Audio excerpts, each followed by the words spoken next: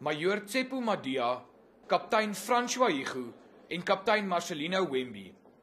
Die 3 offisiere van 41 Eskader in Pretoria was besig met operasionele opleiding toe hulle vliegtuig neergestort het. Familielede, kollegas en ander hooggeplaastes het hulle laaste eer kom betoon. We will never forget the bravery and the sacrifice of every one of you. Tydens 'n roerende plegtigheid het familielede 'n roos by foto's van hulle geliefdes neergesit.